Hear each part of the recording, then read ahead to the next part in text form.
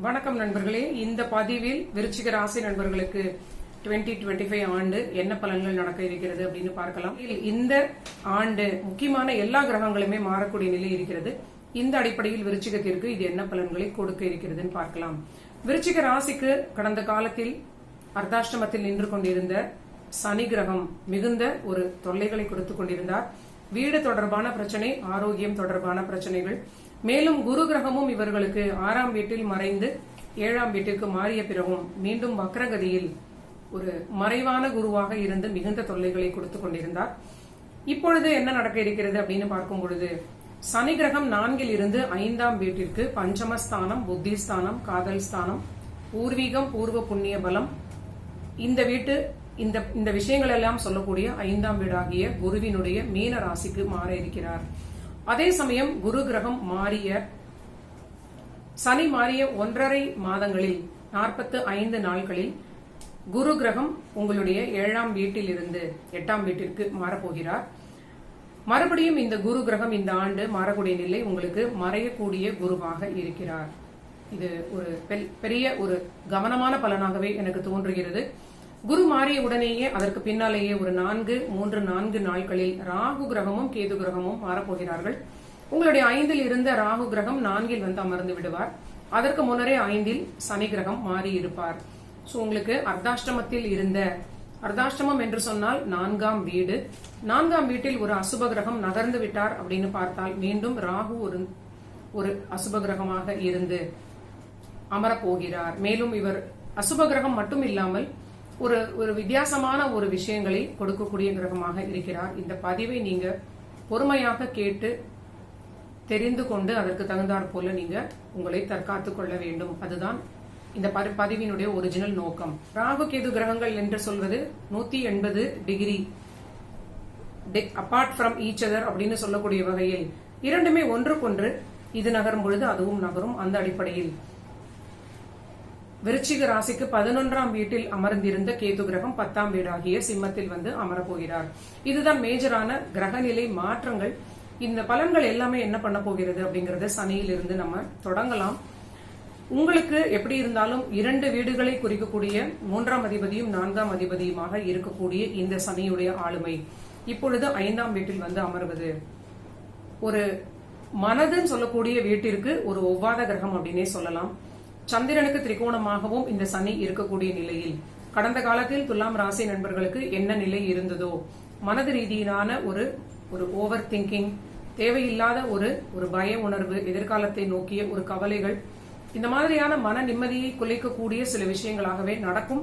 இல்லைன்னா நடக்காத நிலையை நினைத்து கூட ஏதாவது ஒரு கவலைப்படக்கூடிய ஒரு நிலையை இந்த கிரகங்கள் கொடுத்திருக்கும். அதே போல மனதில் ஒரு தேவையில்லாத அழுத்தம் ஏற்படலாம். மீண்டும் 4ஆம் வீட்டில் அமரக்கூடிய ராகு கிரகமும் உங்களுக்கு இது ஒரு ஆரோக்கியத்தில் ஒரு தொடர்பான ஒரு நீண்ட நாள் பிரச்சனைகளை நீங்க அலட்சியம் செய்யாமல் இருக்க வேண்டிய ஒரு கட்டாயத்தை உங்களுக்கு கொடுக்கிறது. சோ இந்த சனி வந்து அமர்ந்த வீடு 5ன்னு சொல்லிட்டாலும் சனிக்கு வீடு கொடுத்த அடிப்படையில் நம்ம உடனடியாக குருவை பார்க்கக்கூடிய நிலையில் எல்லா ராசி நண்பர்களுக்கும் நம்ம இந்த ஆர்டர்ல சொல்லக்கூடிய நிலையில் விருச்சிக ராசிக்கும் பார்க்கும் பொழுது குரு கிரகம் உங்களுக்கு 5ஆம் அதிபதியாகவும் இருந்து இந்த சனி கிரகத்திற்கு வீடு கொடுத்த அடிப்படையிலும் புத்தியை அதிகமான ரெப்ரசன்ட் பண்ணக்கூடிய இந்த குரு 8ல் போய் மறைவது மிகுந்த மன ஆரோக்கியத்திற்கு முக்கியத்துவம் கொடுத்தாக வேண்டிய நிலையில் இந்த விருச்சிக ராசி இருக்கிறார்கள்.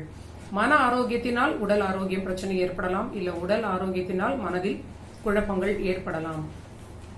சோ இது 5ன்னு சொல்லக்கூடியது மனது, புத்தி, பூர்வீகம் தொடர்பான விஷயங்களில் உள்ள இழுபறியாக இருக்கலாம்.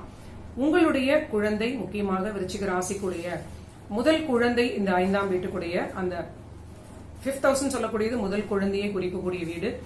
அந்த வீட்டிற்குடைய குருவாக இருந்து அவர் 8ல் மறைவது உங்களுடைய முதல் குழந்தைக்கு ஏதானும் சின்ன டிஸ்டர்பன்சஸ் இருக்கலாம். இல்ல உங்களை பிரிந்து வெளியூர் வெளிநாடு படிப்பதற்காக கூட செல்லலாம். இல்லைன்னா திருமண வாழ்க்கையை நோக்கி விருச்சிக ராசி உங்களுடைய முதல் குழந்தையை இந்த காலகட்டத்தில் அதிக திருமணம் செய்து கொடுக்கக்கூடிய நிலையையும் நீங்க பார்க்கலாம். சோ இதெல்லாம் யாருக்கு நடக்கிறதோ நீங்க மறக்காமல் இந்த கமெண்ட்ஸ்ல இதை பதிவு பண்ணுவது உங்களுக்கும் நீங்க பார்க்கும் பொழுது மற்ற நண்பர்களுக்கும் எனக்குமே கூட ரொம்ப ஒரு உதவியாக இருக்கும்.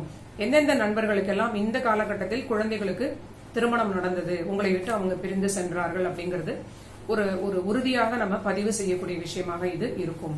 சோ அடுத்ததாக உங்களுடைய முதல் குழந்தையுடைய வீட்டில் அமரக்கூடிய சனியினால் உங்களோட குழந்தைகளிடம் நீங்க சற்று விட்டு கொடுத்து அனுசரித்து செல்வதன் மூலமாக நிறைய பிரச்சனைகளை குறைத்துக் கொள்ளலாம் அப்படின்னு சொல்லலாம். சோ இப்ப சனி பார்க்கக்கூடிய வீடு உங்களுடைய 7ஆம் வீடு. 5ல் அமர்ந்து 7ஆம் வீட்டை பார்ப்பதனால் உங்களோட வாழ்க்கை துணைக்கு பொருளாதாரத்தில் மிகப்பெரிய வருமானம் இருக்கும். ஆன் தி ஹோல் இந்த விருச்சிக ராசி நண்பர்களுக்கு மெட்டீரியல் லாபங்கள் ரொம்ப பிரமாதமான ஒரு நல்ல பலத்தை கொடுக்கிறதுனே சொல்லலாம். உங்களுக்கும் ஒரு நல்ல ஒரு தனயோகம் கடந்த காலங்களிலேயே தொடர்ந்து இருந்தது. இப்பொழுதும் பாத்தீங்கன்னா இது எல்லாமே உயிர் காரகம் அப்படின்னு சொல்லக்கூடிய வகையில் ஒரு ரிலேஷன்ஷிப் இல்ல உணர்வுகள் இந்த மாதிரி விஷயங்களை இது டார்கெட் பண்ணுவது, பொருளாதாரத்தை விட்டு விடுவது அப்படிங்கறதுனால நீங்க பணத்திற்கு எந்த தட்டுப்பாடும் இருக்காது அப்படிங்கறது புரிஞ்சுக்கலாம். 5ல் இருந்து இந்த சனி உங்களுடைய வாழ்க்கை துணை, திருமணத்தில் கணவர் அல்லது மனைவி இல்லைன்னா உங்களுடைய பிசினஸ் பார்ட்னர்ஸ் இந்த ஒரு வீட்டை பார்ப்பதனால் இது மெட்டீரியல் வகையில் லாபங்களையும் அவர்களுக்கு சனியுடைய அழுத்தத்தினால் அவர்களுக்கும் சில பணிச்சுமை, சில தேவையில்லாத ஒரு மன அழுத்தம் இது போன்ற நிலை ஏற்படும். அடுத்ததாக சனி பார்க்கக்கூடியது உங்களுடைய 11ஆம் வீடு கன்னிராசி. நினைத்த காரியங்கள் நினைத்தபடி நடப்பதற்கு சற்று காலதாமதத்தை கொடுக்க வாய்ப்பிருக்கிறது. விருச்சிகம் எந்த ஒரு விஷயத்திலும் அவசரம் இல்லாமல் இந்த காலகட்டத்தில் சற்று பொறுமையாக எல்லா விஷயங்களையும் 2-3 முறை நீங்க பிளான் செய்து கொள்வது உங்களுக்கு ஒரு நல்ல பலனை கொடுக்கும். எப்பவுமே எடுத்த உடனே ஒரு விஷயம் வெற்றி அடைவது அப்படிங்கிறது 90% யாருக்கும் நடப்பதில்லை அப்படிங்கறத நீங்க புரிந்து கொள்ள வேண்டும். 11ஆம் வீடு உங்களுடைய எல்டர் சிப்ளிங் வகையில் அவங்களுடைய உறவில் உங்களுக்கு இருக்கக்கூடிய ரிலேஷன்ஷிப்பாக இருக்கலாம், இல்ல உங்களுடைய மூத்த சகோதரருக்கு ஏதானும் ஹெல்த் இஷ்யூஸ் ஆக இது கொடுக்கலாம். அடுத்ததாக உங்களுடைய குடும்பஸ்தானத்தையும் சனி பார்ப்பது, இது உங்களுடைய குடும்பஸ்தானத்திற்கு அதாவது தனுசு ராசிக்கு இது அர்த்தாஷ்டம சனி. குடும்ப வாழ்வில் மிக மிக அதிக அக்கறை காட்ட வேண்டிய காலகட்டம் இந்த விருச்சிக ராசி நண்பர்கள். ஏனென்றால் இந்த ராகுவினால் வரக்கூடிய தொல்லைகளை புரிந்து கொண்டால் உங்களுக்கு இந்த குடும்பஸ்தானம் எதனால் இந்த பிரச்சனையை அடைய வாய்ப்பு இருக்கிறது அப்படிங்கறத ரொம்ப அற்புதமாக புரிந்து கொள்ள முடியும். கிரகங்கள் ஒரு பலனை கொடுக்கும் பொழுது எல்லா கிரகங்களையும் நம்ம அனலைஸ் பண்ணும் பொழுது ரொம்ப ஒரு அற்புதமான ஒரு கோஆர்டினேஷன் போன்ற அந்த பலன்களை அது கம்ப்ளீட் பண்ணிவிடும். சுகஸ்தானமாகிய 4ஆம் வீட்டில் ராகு இருப்பது விருச்சிக ராசிக்கு சனியை விட ஒரு தேவையில்லாத ஒரு பிளானட் அப்படிங்கிற ஒரு நிலை. ஆனால் நம்ம விரும்பி இன்வைட் பண்ணவில்லை. இது ஆட்டோமேட்டிக்காக ஒரு காலச்சக்கரத்தின் சுழற்சியில் எல்லோருக்குமே இது போன்ற விரும்பி அல்லது விரும்பாமல் சில விஷயம் நடந்து கொண்டே இருக்கும். ராகு கிரகம் சுகஸ்தானத்தில் அமர்வது உங்களோட பணி பொறுத்தவரை ரொம்ப கவனமாக இருக்க வேண்டும். நீங்க வேலையில் இருக்கக்கூடிய நண்பர்களாக இருந்தீங்க அப்படின்னாலும், நீங்க புதிதாக யாரையாவது நீங்க உங்களுடைய ஒரு ஒரு சோசியல் மீடியால பழக்கமாகக்கூடிய ஆண் பெண் நண்பர்களாக, ஆப்போசிட் ஜெண்டர்ல இருக்கக்கூடிய நண்பர்களாக இருந்தாலும் ரொம்ப கவனமாக நீங்க அவர்களோடு பழக வேண்டும். இந்த ராகு கிரகம் சுகஸ்தானத்தில் அமர்ந்து 6ஆம் வீட்டிற்கு பாதகமாக இருப்பது பணியில் பெண்களால் சில குழப்பங்கள் ஏற்படலாம். பெரிய அவமானம், குழப்பம், சிக்கல் இந்த மாதிரியான பிரச்சனைகளாக அது மாற வாய்ப்பு இருக்கிறது. குடும்ப வாழ்க்கையையும் இது பெரிய குழப்பத்திற்கு கொண்டு செல்லக்கூடிய ஒரு அபாயம் இருக்கிறது. இப்படியே நம்ம நேரடியாக சொல்கிறோம் அப்படின்னு சொன்னால் இது போன்ற சூழல் எல்லோருக்கும் நடக்காது. சிலருக்கு நடக்க வாய்ப்பு இருப்பதை நம்ம மறைக்காமல் சொல்வதால் மட்டுமே ஜோதிடத்தினுடைய முழுமையான பலன் வருவதற்கு முன்னர் தற்காத்துக் கொள்வது அப்படிங்கிற ஒரு நிலையை நீங்க புரிந்து கொள்ள வேண்டும். சுகஸ்தானம் என்று சொல்லும் பொழுது நேரடியாக திடீரென்று உங்களுக்கு ஒரு புதிய அறிமுகம், புதிய பழக்கம், காதல் தொடர்பான விஷயங்களால் ஒரு மறைமுகமான ஒரு ஆப்போசிட் ஜெண்டர்ல இருக்கக்கூடிய உங்க குடும்பத்தை தாண்டிய ஒரு எக்ஸ்ட்ரா மேரிட்டல் ஒரு ரிலேஷன்ஷிப் போன்ற நிலையில் இருக்கக்கூடிய நண்பர்களுக்கு இந்த 6ஆம் வீடு 8ஆம் வீடு இதெல்லாமே மறைவான சில ஒரு பாவகங்களை கனெக்ட் பண்ணக்கூடிய சுகஸ்தானம். அந்த மாதிரியான ரிலேஷன்ஷிப் மூலியமாக உங்களுக்கு பெருத்த அவமானமும் பெருத்த மன உளைச்சலும், குடும்பத்தில் ஒரு பெரிய ஷேக்கினஸும், குடும்ப வாழ்வே ஒரு பெரிய கேள்விக்குறியாகவும் மாறக்கூடிய அபாயம் இருக்கிறது அப்படிங்கறத விருச்சிக ராசியில் இருக்கக்கூடிய நண்பர்கள் நினைவில் வைத்துக் கொள்ள வேண்டும். உங்களுடைய 12ஆம் வீட்டையும் இந்த ராகு தொடர்பு கொள்வதனால் ரொம்ப ரொம்ப ரொம்ப அதிக கவனம் நீங்க இந்த புதிய அறிமுகத்திடம் இருப்பது, புதிய பழக்கங்களிடம் நீங்க ரொம்ப கவனமாக உங்களை தற்காத்துக் கொள்வது முக்கியம் அப்படிங்கறத நீங்க உணர வேண்டும். சோ இதுதான் ராகுவினுடைய நிலை. அவமானங்களை கூட கொடுக்க வாய்ப்பு இருக்கிறது. குடும்ப வாழ்க்கையையும் இது கெடுப்பதற்கு வாய்ப்பாக மாறிவிடும். அடுத்தது கேது கிரகம் 10ஆம் வீட்டில் அமர்ந்திருக்கிறார். இது சூரியனுடைய வீடு. நேரடியாக அரசு, அரசாங்கம் சம்பந்தமான நண்பர்கள், நேரடியாக அரசியலிலேயே முழு நேரமாக இருக்கக்கூடிய நண்பர்கள், இவர்களுக்கும் இது அரசாங்க விஷயங்களில் ரொம்ப கவனமாக இருக்க வேண்டிய காலகட்டம். இது ஒரு ஃப்ரஸ்ட்ரேஷனை கொடுத்து கொடுத்து உங்களுக்கு ஒரு நாளும் இது ஒரு மெதுவான ஒரு நிலையை கொடுக்கும். உங்களுக்கு நிறைய விரக்திகளையும் சேலஞ்சஸையும் கொடுக்கக்கூடிய நிலை அப்படின்னு சொல்லலாம். அதனால நீங்க ரொம்ப கவனமாக இந்த காலகட்டத்தை கையாள வேண்டும். புத்தி ஸ்தானாதிபதியாகவும் வந்து இயற்கை சுபகிரகமாகவும் இருக்கக்கூடிய குரு கிரகம் உங்களுக்கு முக்கியமாக மறைவது ஒரு பெரிய ஒரு தொல்லை அப்படின்னே சொல்லலாம்.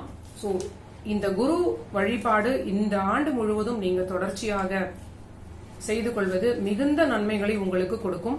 ஒரு இயல்பாக உடம்பில் இல்லாத ஒரு குறைபாடு இருக்கக்கூடிய ஒரு டெபிஷியன்சி இருக்கு அப்படின்னா அதுக்கு நம்ம சப்ளிமெண்ட்ஸ் எப்படி வெளியில் இருந்து எடுத்துக்கொள்கிறோமோ அது போல இந்த காலகட்டத்தில் மறைந்து இருக்கக்கூடிய இந்த குருவினை நீங்க பலப்படுத்துவதற்கு குரு வழிபாடு கண்டிப்பாக செய்ய வேண்டும்.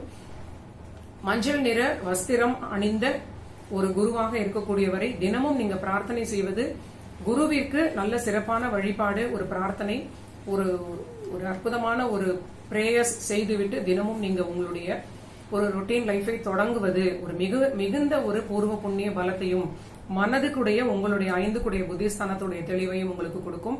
குழந்தைகளிடம் முடிந்தவரை விட்டு கொடுத்து அனுசரித்து செல்வது, நீங்க இறங்கி போய் பழகி அவங்களோட நீங்க சில விஷயங்களில் அவங்களோடு நீங்க ஒரு ஷோல்டர் பண்ணக்கூடிய விஷயமாக இருந்தால் மட்டுமே அவங்களை கையாள முடியும் அப்படின்னு நீங்க கண்டிப்பாக புரிந்து கொள்ள வேண்டும். ஏனென்றால் அவர்களுக்கு நீண்ட நாட்களாகவே உங்களுடைய ஒரு அமைப்பின்படி விருச்சிக ராசி நண்பர்களுக்கு பல நாட்களாகவே குழந்தைகளோடு ஏதோ ஒரு சின்ன சிக்கல். நீங்க சொல்வதை அவர்கள் புரிந்து கொள்ளவில்லை, நீங்கள் சொல்வதை அவர்கள் கேட்கவில்லை. இந்த மாதிரியான ஒரு போராட்டமான நிலையில் இந்த ஆண்டு முழுவதும் புத்திகாரகன், புத்திரகாரகன், தனகாரகனாக இருக்கக்கூடிய புத்தி ஸ்தானாதிபதியாக இருக்கக்கூடிய குரு 8ல் மறைவது, குரு வழிபாடு செய்து கொள்வதன் மூலியமாக ஓரளவிற்கு குரு தோஷத்தை குறைத்து உங்களுக்கு ஒரு நல்ல பலனை கொடுக்கும்னு சொல்லலாம். அண்ட் பிராக்டிகல் ரெமடிஸ் அப்படின்னு சொல்லும்போது உங்க குழந்தைகளோடு நீங்க சற்று கவனமாக விட்டு கொடுத்து இறங்கி போய் பேசுறது அப்படின்னு சொல்லலாம். வீட்டில் இருக்கக்கூடிய தங்கம் அப்படின்னு சொல்லக்கூடிய நீங்க ஆணாக இருந்தாலும் உங்க ஃபேமிலியில் இருக்கக்கூடிய பெண்கள் அவங்க ஜுவல்ஸ் எல்லாம் எல்லா இடத்துலயும் அந்த மாதிரி ஒரு அலட்சிய மனோபாவத்தோடு வைத்து விடாமல் ரொம்ப கவனமாக நீங்க பார்த்து கொள்வது இதெல்லாமே உங்களுக்கு ரொம்ப முக்கியமான ஒரு நிலையாக இருக்கும். இதெல்லாமே ரொம்ப சற்று கவனமான எச்சரிக்கையான பலன்களாகவே விருச்சிக ராசிக்கு வருகிறது. இதெல்லாமே ஒரு கோச்சார நிலை அப்படிங்கறதுனால நீங்க மேலோட்டமான பலன்களை கேட்டுவிட்டு ரொம்ப பயப்பட தேவையில்லை. கண்டிப்பாக விருச்சிக ராசி நண்பர்களும் இந்த ஒரு ஆண்டு அதிக கிரகங்களுடைய ஆளுமையை மாற்றத்தை காட்டக்கூடிய நிலையில் எல்லாமே சோதனையாக இருப்பதனால் உங்க சுய ஜாதகம் கண்டிப்பாக நீங்க பார்த்துக் கொள்ள வேண்டும். உங்களுக்கு பிடித்த உங்க அருகில் இருக்கக்கூடிய ஜோதிடர், உங்களுக்கு ஃபேமிலியாக இருக்கக்கூடிய சின்ன வயதிலிருந்து பழகிய ஜோதிடர், யாரிடம் வேணாலும் நீங்க பார்த்து கொள்ளலாம். கண்டிப்பாக உங்களுடைய தசாபுத்திக்கு ஏற்ற பரிகாரங்கள், ஸ்தலங்களுக்கு சென்று கோவில் வழிபாடுகள் செய்வதன் மூலியமாக நிறைய உங்களுக்கு இந்த கோச்சார பிரச்சனைகளை தாண்டி வரக்கூடிய அற்புதமான வாய்ப்பாக அது அமையும் அப்படின்னு சொல்வதில் சந்தேகமே இல்லை. நன்றி நண்பர்களே. நீங்க எல்லோரும் என்னுடைய சேனலை சப்ஸ்கிரைப் பண்ணிட்டு உங்க ஃபேமிலி, ஃப்ரெண்ட்ஸ், ஜோதிடத்தில் ஆர்வம் உள்ள உங்க நண்பர்கள் எல்லோருக்கும் ஷேர் பண்ணிட்டு பாருங்க. மீண்டும் ஒரு நல்ல பதிவில் சந்திக்கலாம்.